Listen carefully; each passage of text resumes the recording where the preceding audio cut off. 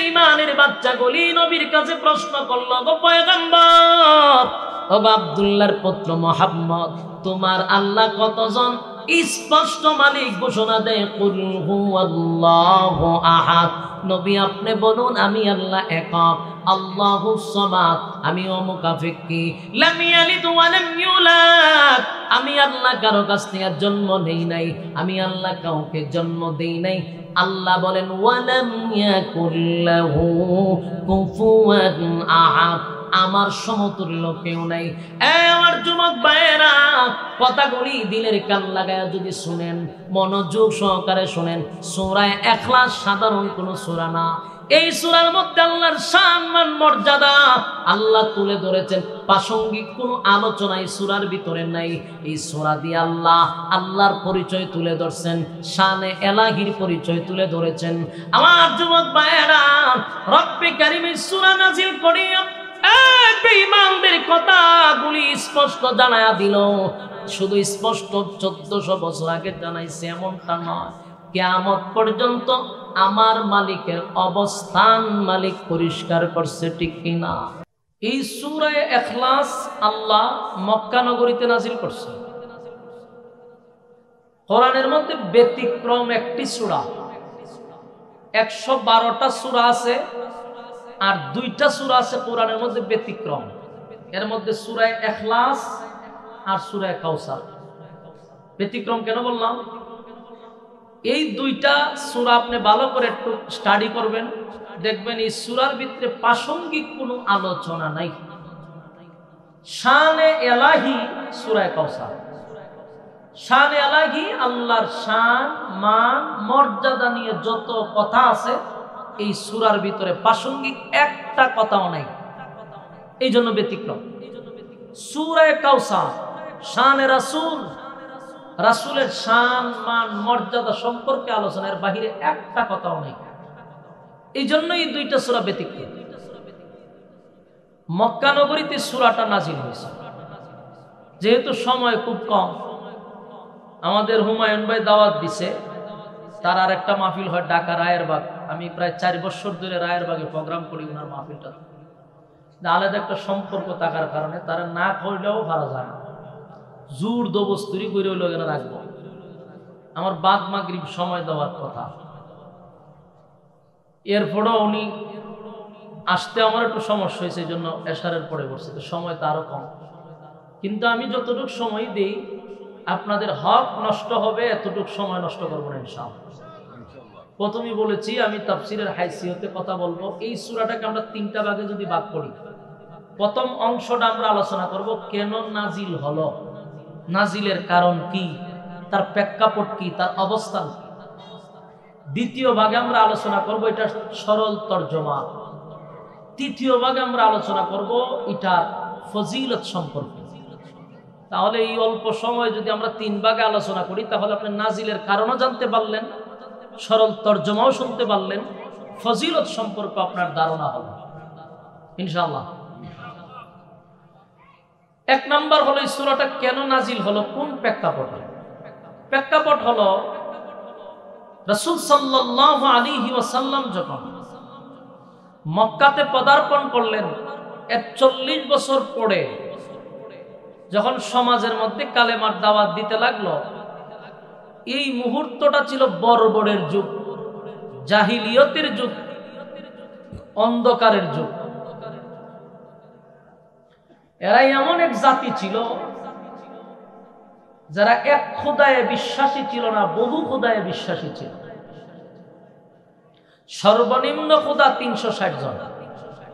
সকালে সূর্য উঠলে এটা একটা খোদা, চন্দ্র উঠলে এটা আরেকটা খোদা, বড় বট গাছ দেখলে এটা একটা খোদা। মোট খোদার অভাব। এই মুহূর্তে রাসূল বলেন, লা ইলাহা ইল্লাল্লাহ, নেই কোনো মাবুদ এক আল্লাহ ছাড়া। মক্কার মানুষ কয় আমরা 360 জন খোদা, উনি কয় এক খোদা। ঘটনা কি? যখন আল্লাহর রাসূল এক খোদার দাওয়াত দিতে লাগলো, ওই মক্কার মানুষ তখন মানব বন্ধন শুরু করলো, মিছিল মিটিং শুরু করলো, বাধা দেওয়া শুরু করলো, প্রতিবাদ করতে লাগলো যে আমরা মানি 360 জন, মুহাম্মদ দাওয়াত দেয় আমাদেরকে একজনের, এই নিয়ে শুরু হলো আন্দোলন। আন্দোলনের এক পর্যায়ে কোনোভাবেই রাসূলকে থামাইতে পারে না,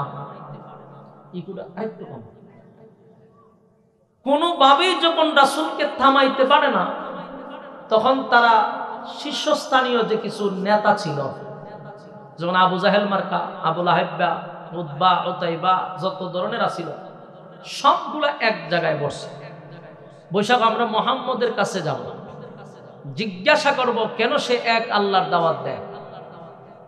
তারা গেল রাসূলের কাছে। যাওয়ার পরে তারা রাসূলকে জিজ্ঞাসা করলো যে আমরা তো ক্ষুধার অভাব নাই, এত ক্ষুধা থাকতে আপনি একজনের দাওয়াত দিয়ে কি করবেন? ক্ষুধা তো আমরা বেশি আছে, আপনি একজনের দাওয়াত দেন কেন? বরং আপনি আমাদের দলে চলে আসেন, আমাদের দলে ক্ষুধা বেশি, আপনার দলে ক্ষুধা নাই, সুতরাং আমাদের পাওয়ার বেশি, আপনার পাওয়ার নাই। চিন্তা করেন মাথার কি পরিমাণ গোবর আছে। রাসূল ভাই কোন বক্তব্য দিতে আছেন হেডা কর, তুমি যে এক আল্লাহর দাওয়াত দিও, এক খোদার দাওয়াত দিয়া মাঠে ময়দানে আমাদের বংশের মধ্যে ফাটল সৃষ্টি করতেছো, গুত্রে গুত্রে তুমি মাইল লাগাইতেছো, সারা জীবন মাইনেছি এক ধর্ম, তুমি দাওয়াত দাও আরেক ধর্মের, আবার খুদাও তোমার একজন, এও বেশি না। এখন আমরা আসছি তোমার সাথে একটা পরামর্শ করার জন্য। কি পরামর্শ? যে তোমার খুদা যে তোমার একজন, এই খুদার ব্যাপারে আমরা কিছু জানতে চাই। মূলত তোমার খুদা কয়জন? কয়েকজন। কয়েক সাথী সঙ্গী কয়জন? আরো কিছু দল বল আছে, তোমার খুদার সাথী সঙ্গী কতজন আমরা জানতে চাই।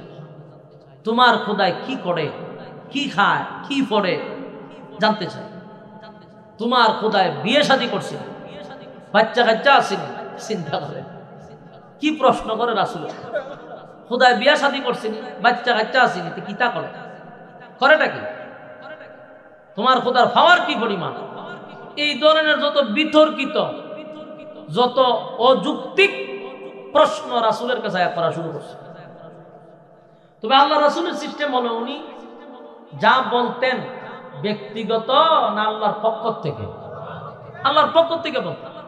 আল্লাহ ভাই সাবধান, আপনি কইেন না, আপনি বললেন না আমি বলবো। তারা আপনারা প্রশ্ন করে আমার সাথী সঙ্গী কয়জন, তারা আপনারা প্রশ্ন করে আমি বিয়ে শাদী করছি, আমার নি বাচ্চা কাচ্চা আছে।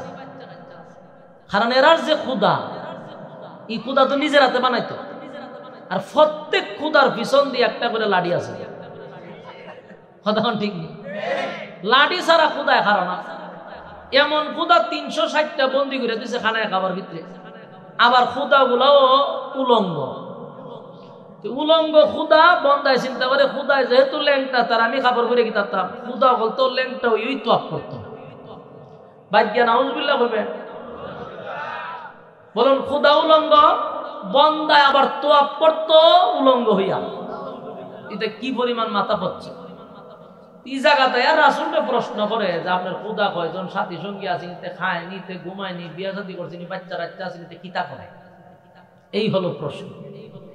তাদের এই মূর্খ জবাবের দেওয়ার জন্য, তাদের এই অযৌক্তিক প্রশ্নের উত্তরে, এই প্রেক্ষাপটকে কেন্দ্র করে, এই অবস্থার পরিপ্রেক্ষিতে আল্লাহ তখন সূরা ইখলাস নাজিল করে। আপনার এলাকা সুবহানাল্লাহ আসেনি? এটা কোন সময় পড়েন? ঠাডা বললে তো কইবার হইলে কইয়া লেবে না, চিন্তা করে আছে যে বক্তা শুরু ওহনো তো শুরু হয়ে লাভ নাই, বড় বক্তার সময় কইবে সুবহানাল্লাহ কইলে আমার লাভ না, আপনার লাভ। আশ্চর্যজনক কথা শুনলে সুবহানাল্লাহ বলতে হয়। সম্মানিত সুধী, এই যে প্রেক্ষাপট, এই অবস্থার পরিপ্রেক্ষিতে সূরা ইখলাস নাজিল হয়েছে, যেটাকে তাফসীরের ভাষায় বলা হয় শানে নজুল, নাজিল হওয়ার কারণ। তাহলে আমরা কয় ভাগে ভাগ করছি? কয় ভাগ হইল? এক ভাগের আলোচনা হইল নাজিলের মূল কারণ। এই অযৌক্তিক মূর্খ জবাবের, এই যে মূর্খভাবে যে প্রশ্নগুলা করছে, অযৌক্তিক প্রশ্ন করছে, এই প্রশ্নকে কেন্দ্র করে আল্লাহ সূরা ইখলাস নাজিল করছে। এই হলো মূলত নাজিলের কারণ। এখন আসুন, নাজিল করার পরে আল্লাহ তাদের উত্তরে কি জবাব দিছে, এটা সূরার ভিতরে দিছে। এখন আসুন আমরা এটা কিছু সরল তর্জমা করি।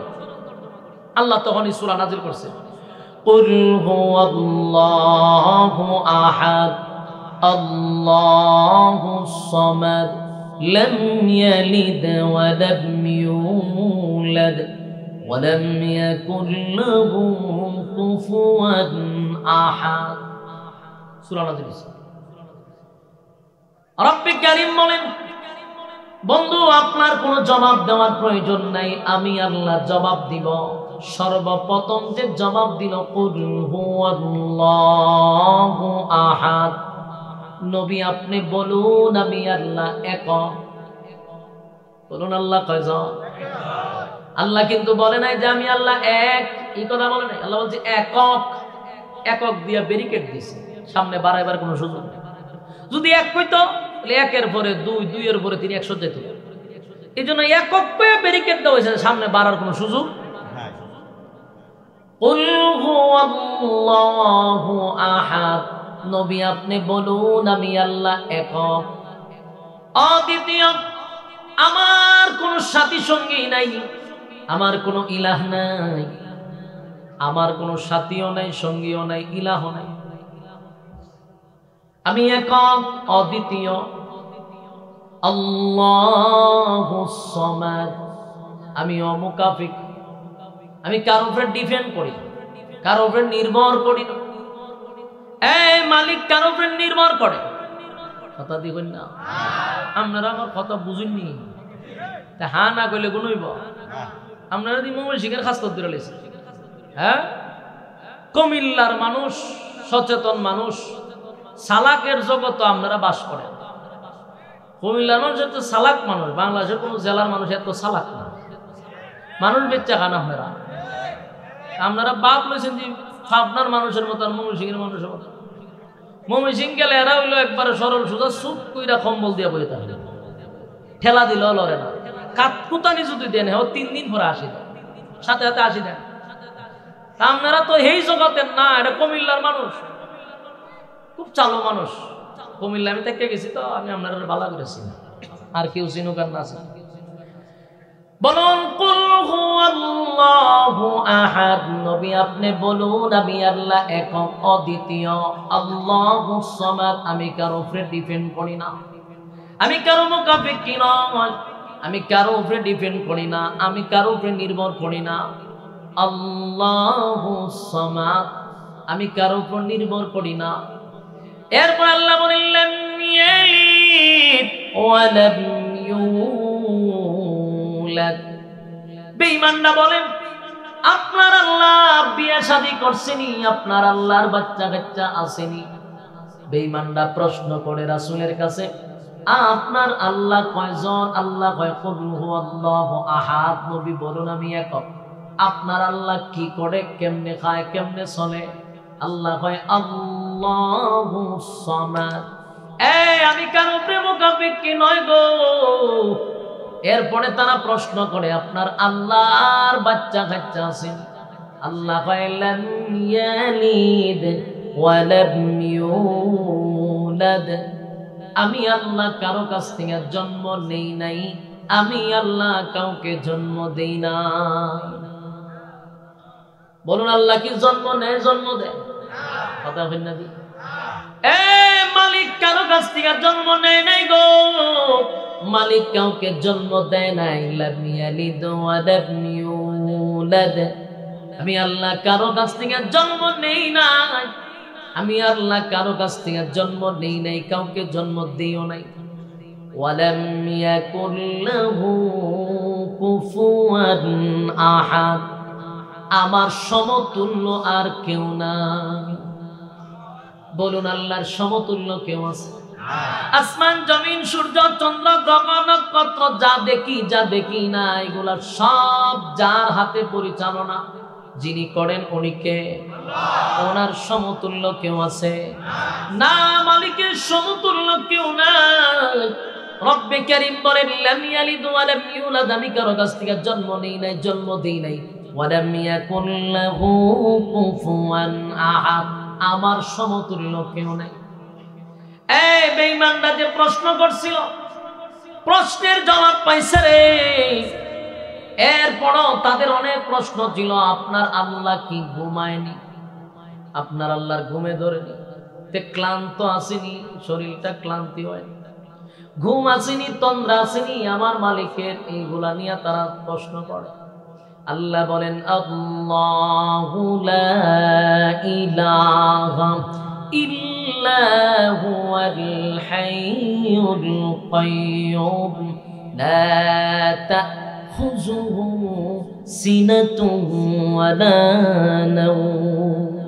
রব্বে কারীম বলেন, আমি মালিকের ঘুম নাই, আমি মালিকের তন্দ্রা নাই গো, ঘুমও নাই, তন্দ্রাও নাই, ঘুমও নাই, তন্দ্রাও নাই। আল্লাহ কি ঘুমায়? মালিকের তন্দ্রা আছে।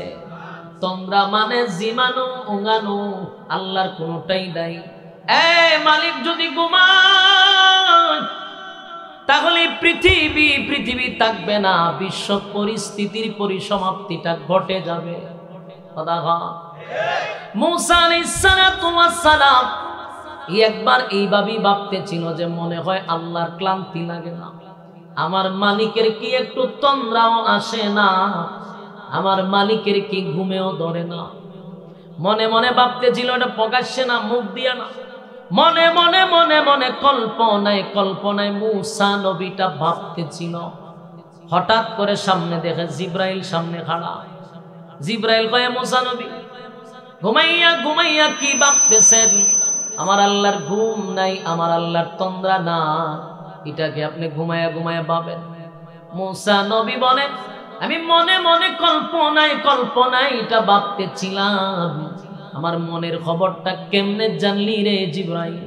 জিব্রাইল বলেন, আমি জানার ক্ষমতা নাই, আমার মালিক আমারে জানাইছে। মুসা নবী বলেন, এখন আমার উপরে কি বিপদ আসতে পারে, কি আইন আসতে পারে? জিব্রাইল কয়, কোনো অসুবিধা নাই, শুধু দুইটা হাতে গ্লাস লইয়া দাঁড়ায়া থাকবেন, এটা আপনার শাস্তি। দুই হাতের তালুতে দুইটা গ্লাস লইয়া দাঁড়ায়া থাকবেন, বসতেও পারবেন না, দাঁড়াইতেও পারবেন না, শুইতেও পারবেন না। মুসা নবী কয়, কতক্ষণ? কয়, জানি না কতক্ষণ, এটার কোনো টাইম নেই। মুসা নবী হাতে পানি লইয়া ঘন্টার পর ঘন্টা দাঁড়ায় আছে, ঘন্টার পর ঘন্টা দাঁড়ায় আছে, জিব্রাইলও আসে না, মুসা নবীও বসতে পারে না। সারা দিন যখন চলে যায়, দাঁড়ায়া থাকতে থাকতে বলুন না একটু ক্লান্ত আসে কিনা? শরীরটার মধ্যে ক্লান্তি চলে আসছে। মানুষের শরীর যখন ক্লান্ত হয়ে যায়, বলুন তো দেখি তার শরীরে কিসে ধরে? ঘুমে ধরে। মুসা নবীরও ঘুমে ধরছে, কিন্তু দাঁড়াইয়া তো ঘুমে ধরে না রে, ঘুমের বাবে ধরে। কথা কইনা দি বলুন, দাঁড়াইয়া কি ঘুমে ধরে না ঘুমের ভাবে ধরে? ঘুমের বাবে ধরছে, কিন্তু ঘুমাইতে পারে না। ঘুমের বাবে ধরলে দেবেন শরীর ইরম পড়ে, ঠিক নেই? শরীর টইলা। মুসা নবীর বাবে ধরার সাথে সাথে যখন এইভাবে ঝাঁকুনি মারছে, হাতের গ্লাস হাতে নাই, সব মাটিতে। পানিও পড়ল, গ্লাসও ভাঙল, জিব্রাইলও আয়া হাজির হইল। মুসা নবীর দিকে তাকায়া বলেন, এ পয়গম্বর, আমি না আপনাকে বলেছি গ্লাস ভাঙতে পারবেন না, পানি পড়তে পারবে না, গ্লাস দিয়ে ভাঙলেন, পানিও পড়ল, ঘটনা কি? মুসা নবী কয়, গ্লাস ভাঙার পরে তুমি আসার সময় হয়েছে, সারাদিন দেখে রইল, আমি শোয়াইলে না কেন? কয়, অর্ডার আসিন না। মুসা নবীর জিগায়, আপনি গ্লাস ভাঙলেন কেমনে? কয়, আমার ঘুমে ধরছিল। জিব্রাইল জিগায়, কতক্ষণ ঘুমাইছেন?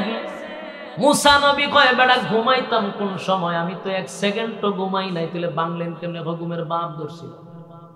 কিতায় ধরছে? ঘুমের ভাবে ধরছে, ঘুমাই নাই গো, ঘুমের ভাবে ধরছে। এই জন্য আমার হাত আমার নিয়ন্ত্রণে ছিল না, ভাবের কারণে নিয়ন্ত্রণ আমি হারাইছি। এবার জিব্রাইল কয়, এ পয়গম্বর মুসা, মনে মনে মনে মনে কল্পনায় ভাবছিলেন, আমার আল্লাহর ঘুম আসেনি, তন্দ্রা আসেনি। মনে মনে মনে মনে আমার আল্লাহ আপনার উত্তর দিয়া দিল। চিন্তা করে দেখেন, আপনার হাতে মাত্র দুইটা গ্লাস ছিল, ঘুমানোর নাই। ঘুমের ভাব আসার কারণে গ্লাসের নিয়ন্ত্রণ আপনি হারাইছেন। আর আমার মালিকের হাতে 7 আসমান, 7টা জমিন, সূর্য, চন্দ্র, গ্রহ, নক্ষত্র, পাহাড়, পর্বত, সাগর নদী নালা খাল বিল কীট পতঙ্গ যা দেখি না বলুন তো দেখি সব কার হাতে? আপনাদের ইমানের আওয়াজ দিয়া বলেন কার হাতে? আরো জোরে বলেন কার হাতে গো? আমার মালিকের হাতে সাত আসমান, সাতটা জমিন, সূর্য চন্দ্র, এক গ্রহ নক্ষত্র, যা আমাদের দেখাতে যা দেখি না সব তো আমার মাওলার কুদরতি হাতে রে। সেই মালিক যদি একটা সেকেন্ডের জন্য ঘুমায় বলুন না আসমান থাকবে, জমিন থাকবে? চন্দ্র সূর্য ভেঙ্গে ভেঙ্গে জমিনে পড়বে গো। বিশ্ব পরিস্থিতিটা জাগাতেই সীমাবদ্ধ হয়ে যাবে, বিশ্ব পরিস্থিতির পরিসমাপ্তি জাগাতেই সব ঘটে যাবে, ঠিক কিনা? সব ঘটে যাবে। এই জন্য মালিক বলেন আমি ঘুমাই না, আমার ঘুমও নাই তন্দ্রাও নাই, ঘুমও নাই তন্দ্রাও নাই বান্দারে।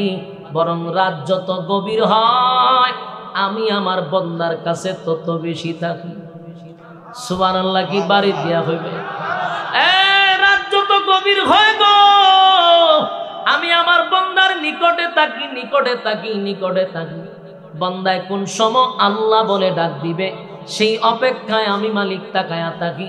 বান্দারে, দুনিয়ার কোন মানুষ ব্যবসাওয়ালা 12টার পরে দোকান বন্ধ করে দেয়, চাকরিওয়ালা চাকরি বন্ধ করে দেয়, যে সেক্টরে থাকে সব সেক্টর রাতের 12টার ভিতরে বন্ধ হয়ে যায়। আল্লাহ বলেন দুনিয়ার সব বন্ধ হয়ে গেলেও আমি আল্লাহর দরজা 24টা ঘন্টার একটা সেকেন্ডের জন্য বন্ধ নাই। আমি ঘুমাই না, আমি আল্লাহর ঘুম নাই তন্দ্রা নাই। এই জন্য আল্লাহ বলেন লা তাখুযুহু সিনাতুন ওয়ালা নাওম। আমি আল্লাহর ঘুম নাই তন্দ্রা নাই, ঘুম নাই তন্দ্রা নাই। তাহলে এক নাম্বার হলো বেঈমানের বাচ্চাগুলি নবীর কাছে প্রশ্ন করলো, গো পয়গম্বর, ও আব্দুল্লাহর পুত্র মুহাম্মদ, তোমার আল্লাহ কতজন? স্পষ্ট মালিক ঘোষণা দেয় কুল হুয়াল্লাহু আহাদ। নবী আপনি বলুন আমি আল্লাহ একক, আল্লাহুস সামাদ, আমি অমুকাফিকি, লাম ইয়ালিদ ওয়া লাম ইউলাদ, আমি আল্লাহ কারো কাছ থেকে জন্ম নেই নাই, আমি আল্লাহ কাউকে জন্ম দেই নাই। আল্লাহ বলেন ওয়ালাম ইয়াকুল লাহু কুফুয়ান আহাদ, আমার সমতুল্য কেউ নাই। আমার যুবক ভাইয়েরা, কথাগুলি দিলের কান লাগায় যদি শুনেন, মনোযোগ সহকারে শুনেন, সূরা ইখলাস সাধারণ কোন সূরা না। এই সূরার মধ্যে আল্লাহর সম্মান মর্যাদা আল্লাহ তুলে ধরেছেন। প্রাসঙ্গিক কোনো আলোচনা এই সূরার ভিতরে নাই। এই সূরা দিয়ে আল্লাহর পরিচয় তুলে ধরছেন, শানে এলাহির পরিচয় তুলে ধরেছেন। আমার যুবক ভাইয়েরা, রব্বে কারীম এই সূরা নাযিল করিয়া বেঈমানদের কথাগুলি স্পষ্ট জানায়া দিল। শুধু স্পষ্ট 1400 বছর আগে জানাইছে এমনটা নয়, কিয়ামত পর্যন্ত আমার মালিকের অবস্থান মালিক পরিষ্কার করছে, ঠিক কিনা? জোরে বলেন আল্লাহু আকবার। এই সূরা হলো শানে এলাহি, আল্লাহর সম্মান মর্যাদা। এই সূরার নাজিল হওয়ার কারণটা শোনাইলাম, সূরার ভিতরে তরজমাটাও আপনাদেরকে শোনায়া দিলাম। এখন আসুন এই সূরার ফজিলত বলে আমার আলোচনা শেষ করে দেই। এই সূরার ফজিলতের সম্পর্কে বলা হয় তাদিলু সূরাতুল ইখলাস সুলুসুল কুরআন। এই সূরা হলো কোরআনের 3 ভাগের 1 ভাগ। আসিনি এলাকা সুবহানাল্লাহ। কোন সময় হইবেন আমার পরে, আমার ভরি কইয়ে গোটা কোরআনের মধ্যে এই সূরাটা হলো কোরআনের 3 ভাগের 1 ভাগ। একবার যদি কেউ পড়ে গো 10 পারার সওয়াব তার আমল নামার মধ্যে আল্লাহ লিখে দেয়। 2 বার পড়লে 20 পারার আমল লিখে দেয়। 3 বার পড়লে 1 খতমের সওয়াব আল্লাহ আমল নামায় লিখে দেয়। সুবহানাল্লাহ। আপনারা কি সেই সওয়াবের দরকার আছে? তাহলে পড়ুন কুল হুয়াল্লাহু আহাদ আল্লাহুস সামাদ লাম ইয়ালিদ ওয়া লাম ইউলাদ ওয়া লাম ইয়াকুল লাহু কুফুয়ান আহাদ। এই মুহূর্তে প্রত্যেকের আমলনামায় 10 পারার নেকি লেখা হয়েছে। সুবহানাল্লাহ। আবার পড়ুন কুল হুয়াল্লাহু আহাদ আল্লাহুস সামাদ লাম ইয়ালিদ ওয়া লাম ইউলাদ ওয়া লাম ইয়াকুল লাহু কুফুয়ান আহাদ। 20 পারার সওয়াব দেওয়া হয়েছে। আবার পড়ুন কুল হুয়াল্লাহু আহাদ আল্লাহুস সামাদ লাম ইয়ালিদ ওয়া লাম ইউলাদ ওয়া লাম ইয়াকুল লাহু কুফুয়ান আহাদ। আল্লাহর কসম, এই মুহূর্তে আমার সঙ্গে যারা 3 বার পড়লেন প্রত্যেকের আমলনামার মধ্যে 1 খতমের সওয়াব আল্লাহ লিখে দিয়েছে। জোরে কোন সুবহান। যুবক নেকির প্রয়োজন আছে গো, নেকির প্রয়োজন আছে। 3 বার পড়লে 1 খতমের সওয়াব, 3 বার পড়লে 1 খতমের সওয়াব। বলেন 10 বার যদি প্রতিদিন কেউ পড়ে 10 বার আল্লাহ বলেন, আল্লাহর নবী বলেন 10 বার যদি পড়ে জান্নাতের ভিতরে একটা করে তার জন্য বাড়ি বানানো হবে। সুবহান। অথচ এই বয়ান করার পরে ওয়াজের মাহফিলে সীমাবদ্ধ। এই ওয়াজ আর বাড়িতে নিতে পারে না, বাড়িতে ওয়াজ লইয়া যাইতে পারি না। আজকে বলছি মাহফিলের এরিয়ার ভিতরে গেলে ওয়াজ শেষ, ঠিক না? অথচ 10 বার যদি পড়লে একটা বাড়ি দেওয়া হয়, এটার মধ্যে মুসলমানদের বিন্দু পরিমাণও কোনো আকর্ষণ নাই। হয় জান্নাতে দিব তার মানে এটা বাকি, এটা বিশ্বাসই হয় না, তার মনের মধ্যে কোনো আকর্ষণ জাগে না। বাংলাদেশের প্রধানমন্ত্রী যদি ঘোষণা দিত যারা জয় বাংলা 1000 বার পড়বা একটা বাড়ি দিব, কথা কই না দি, তখন দেখতেন একজনে তসবিহ তুলে পড়তো জয় বাংলা জয় বঙ্গবন্ধু, কথা ঠিক নেই? কারণ বলতো জয় বাংলা জয় বাংলা জয় বাংলা জয় বঙ্গবন্ধু জয় শেখ হাসিনা জয় নৌকা জয় উন্নয়ন। 1000 বার 1 লাখ পড়ে কে হয়তো প্রধানমন্ত্রী আপনার বাপের নামে 1 লক্ষ বার বসকাইছে, তখন একটা বাড়ি পাওয়া যায়। আর জান্নাতের ভিতরে 10 বার সূরা ইখলাস করলে বাড়ি দিব, এটার ভিতরে কোনো বিন্দু পরিমাণ আকর্ষণ নাই। জয় বাংলার আকর্ষণ আছে, আরে মাকদমা গলা ফাড়ায় আলায়। আল্লাহ বলেন জান্নাতের ভিতরে বালাখানা দেওয়া হবে, এটার মধ্যে আকর্ষণ তাদেরই থাকবে যাদের ঈমান ভরপুর আছে, যাদের ঈমানি জজবা আছে, যারা জান্নাত তারা তালাশ করে তাদেরই এই জান্নাতের নিয়ামত পাওয়ার আকর্ষণ আছে। কথা হয় না? দিলের কান লাগায় শুনেন গো, নেকির প্রয়োজন আছে না নাই? কথা হয় না? নেকির প্রয়োজন, নেকির প্রয়োজন, নেকির প্রয়োজন। কিয়ামতের মাঠে একটা নেকি আপনাকে কেউ দিবে না, এটা মা হোক, বাবা হোক, দাদা হোক, দাদি হোক, নেতা হোক, খেতা হোক, কেউ একটা নেকি দিয়ে আপনার সাহায্য করবে না। এই কথাটা আমার না, আল্লাহ কোরআনে বলেন ইয়াউমা ইয়াফিরুল মারউ মিন আখিহি ওয়া উম্মিহি ওয়া আবি ওয়া সাহিবাতিহি ওয়া বানি। কিয়ামতের ময়দানে মা তার সন্তানকে অস্বীকার করবে, চিনার পরেও অস্বীকার করবে। কেন জানেন? যদি আমার সন্তান আমার কাছে একটা নেকি চায়, কেমনে দিব? এই জন্য চিনার পরেও বলবে আমার কোনো সন্তান ছিল না, চিনার পরেও বলেন আমার দুনিয়াতে বিয়ে হয় নাই। যুবক ভাই, মা বাবার থেকে আপন কেউ নয় গো। মা বাবাই যদি আপনাকে অস্বীকার করে, পৃথিবীর কেউ আপনাকে নেকি দিবে, ফিরে দিবে। কথা হয় না? মা বাবাই যদি না দেয় কেউ দিবে না, কেউ দিবে না। অথচ আল্লাহ রাব্বুল আলামিন স্পষ্ট ঘোষণা করছে জান্নাতে যদি যাইতে চাস 1 নাম্বার হলো ইল্লাল্লাযীনা আমানু, বান্দা ঈমান আনতে হবে আমি আল্লাহর উপর। 2 নাম্বার কথাটাই হলো ওয়া আমিলুস সালিহাত, নেক আমল করতে হবে।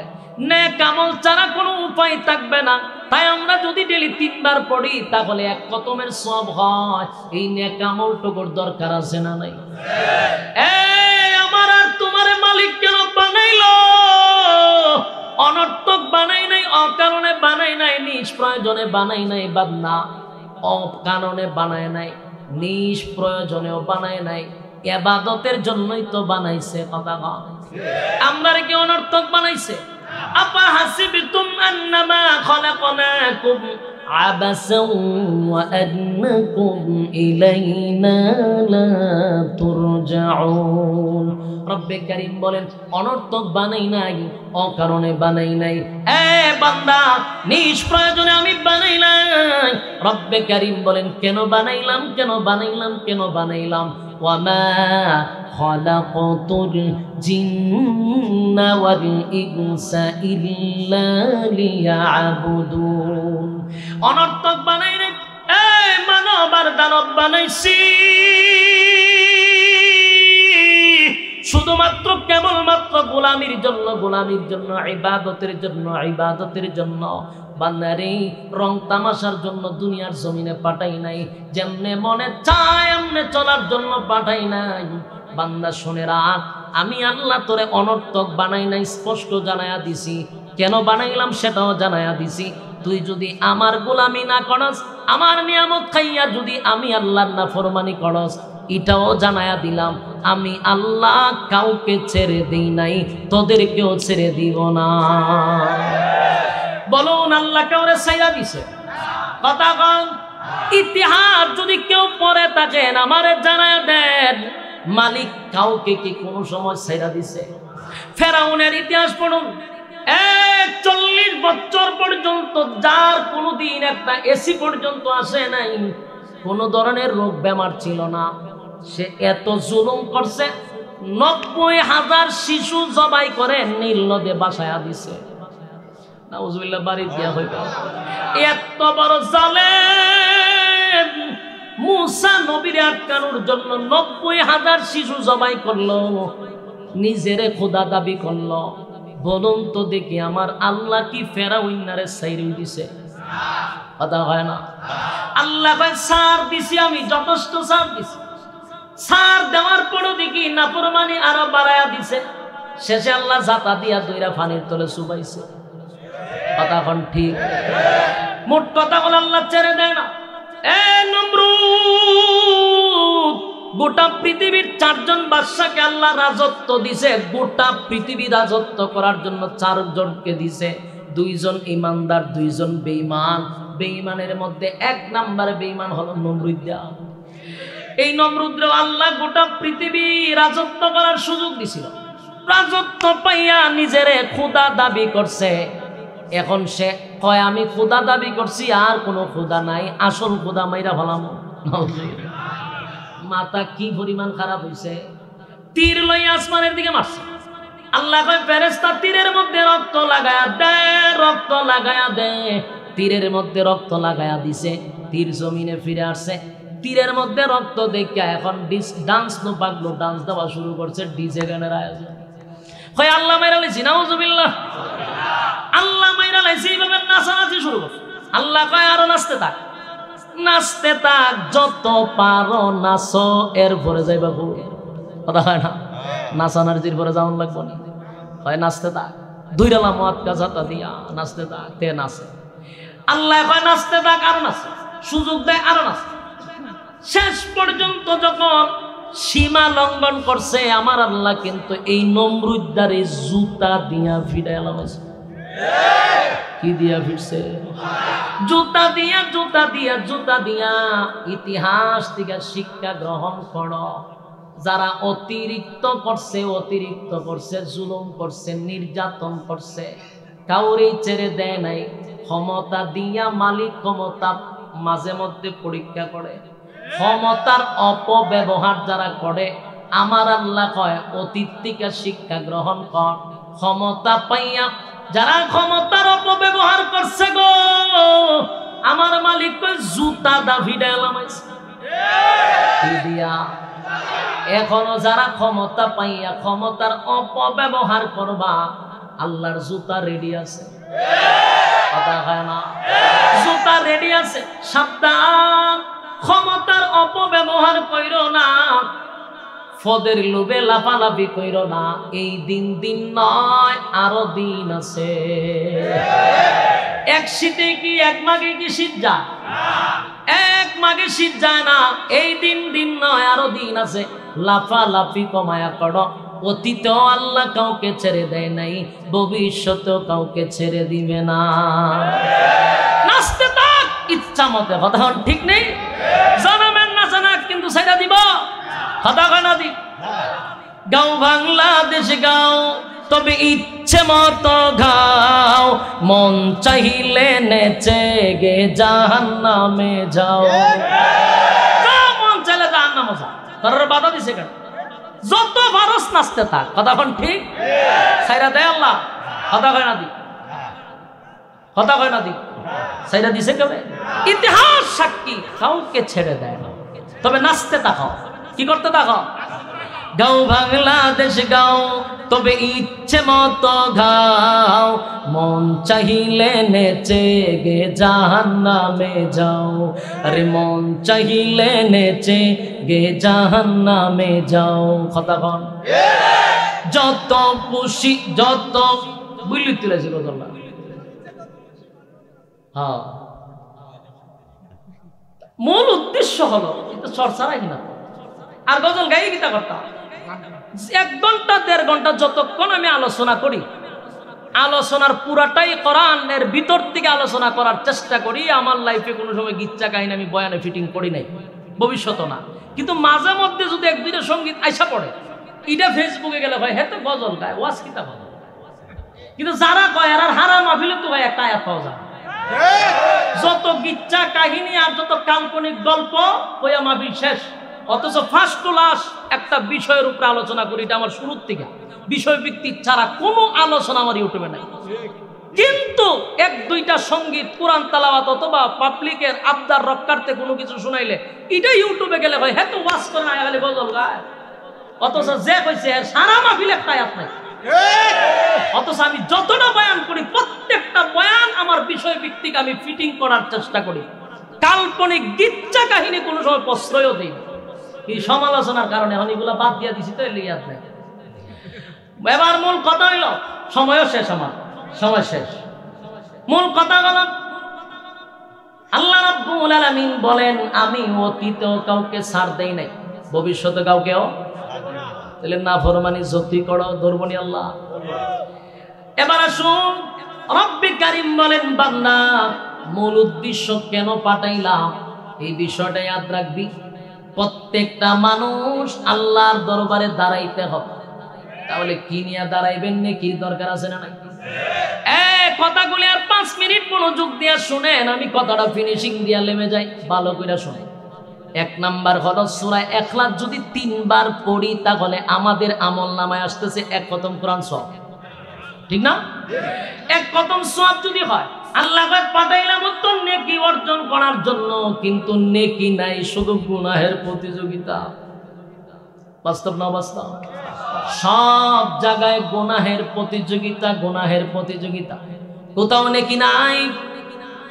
আল্লাহ বলেন, বান্দা শোন, স্পষ্ট করে দিলাম, অনর্থক বানাই নাই, অকারণে বানাই নাই, নেকির জন্য বানাইছি। ইবাদত যদি না করো ছেড়ে দিব না, আল্লাহ ছেড়ে দিবে না, এই কথাটাও জানায়া দেয়। ওয়ালাকাদ জারানা লি জাহান্নামা কাসীরাম মিনাল জিন্নি ওয়াল ইনস, বহু মানুষ এবং জিনকে কিন্তু আল্লাহ আগুন দিয়া জ্বালাবে, পোড়াবে, কথা কয় না? মনোযোগ আছে না নাই?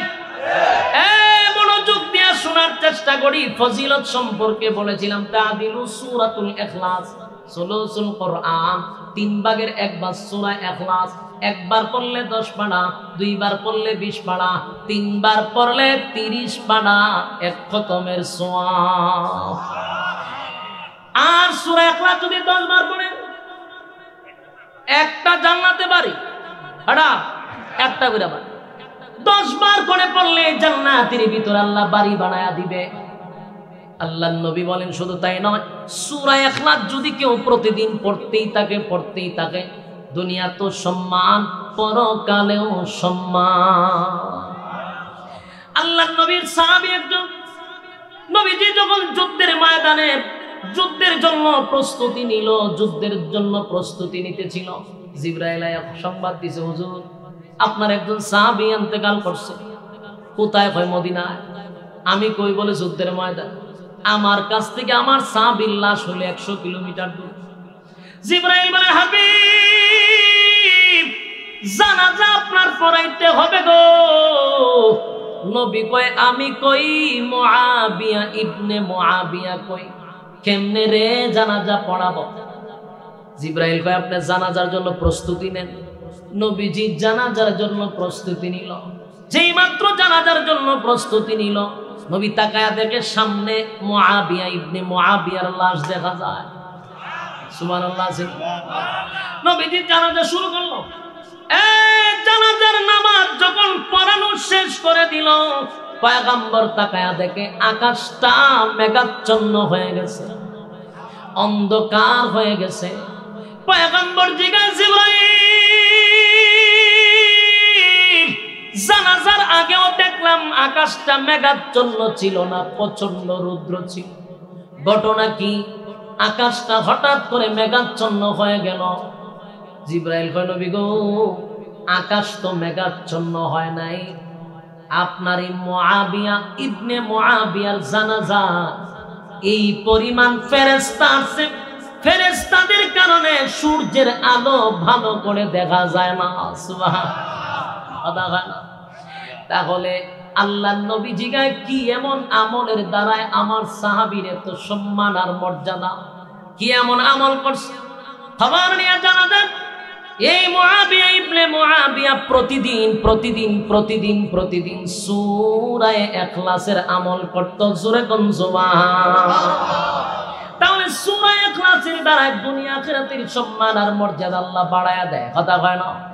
প্রতিদিন কয়বার? কমপক্ষে উপরে 10 বার, যদি পারি 100 বার করব তো ইনশাআল্লাহ। হ্যাঁ, জোরে কোন কারা কারা বলবেন? আত্মীয় দেখায় দেন। লিল্লাহি তাকবীর, লিল্লাহি তাকবীর। কমপক্ষে 3 বার। কয়বার? কমপক্ষে 3 বার, 10 বার, 100 বার যদি পারি প্রতিদিন পড়তে থাকবো, আল্লাহ দুনিয়া আখিরাতের ইজ্জত আর সম্মান বাড়ায়া দিবে। আল্লাহ রাব্বুল আলামিন বললে ওয়ালা, শুনলে ওয়ালা, উভয়কে সহিহ আমল করার তৌফিক দান করুক। সকলে বলে আমিন। মাশাআল্লাহ, আপনাদের কাঙ্ক্ষিত মেহমান আপনাদের কাছে চলে আসছে, মোজাম্মেল হক সাইদ। মাশাআল্লাহ, তরুণ আলোচক, চমৎকার আলোচনা করে। আপনারা বসুন, ইনশাআল্লাহ বয়ান শুনে তারপরে যাবেন। আর সবার কাছ থেকে দোয়া চেয়ে বিদায় নিচ্ছি। আর আপনারা আমার মাহফিলের সময় যাইবেন।